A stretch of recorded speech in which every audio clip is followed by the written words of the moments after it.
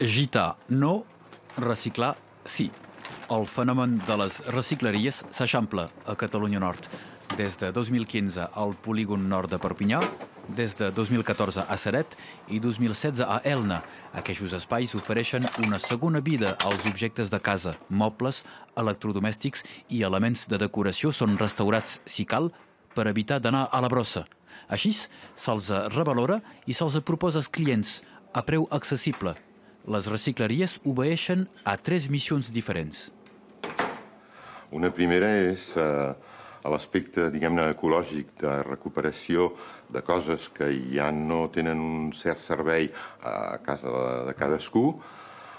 Una altra és crear una economia social i solidària i una que és, sobretot, molt important, poder donar feina a gent que ha estat una mica allunyat del treball perquè pugui, mica en mica, tornar a agafar els hàbits de l'activitat professional amb competències de fusteria, de tota mena, de mecànica, pintura i comerç.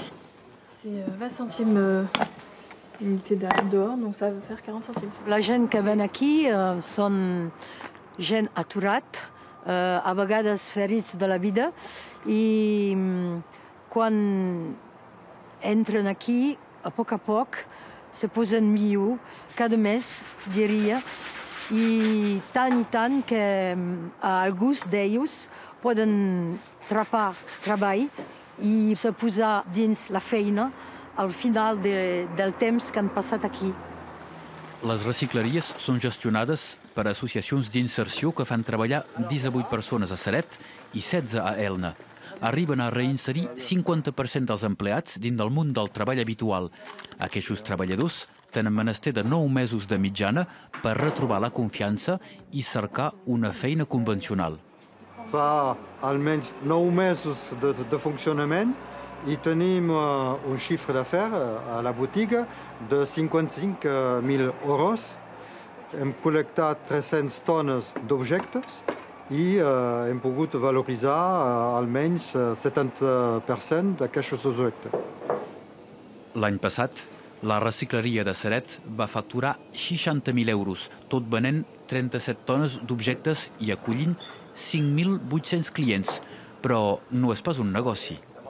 No és un negoci amb el sentit estricte d'empresa, perquè aquí el que es tracta és trobar l'equilibri d'aquesta activitat.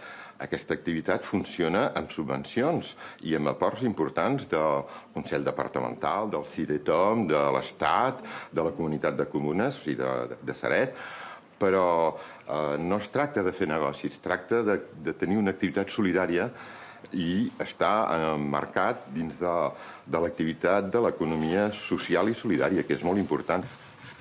Recuperar i no gastar, ajudar la gent maltractada per la vida, una alternativa a la societat de consum amb una zona d'acció de 30 quilòmetres adaptada a cada comunitat de municipis. Així, Elna va fins a Cervera i Ceret arriba a tot el Vallespí, fins a Prats de Molló.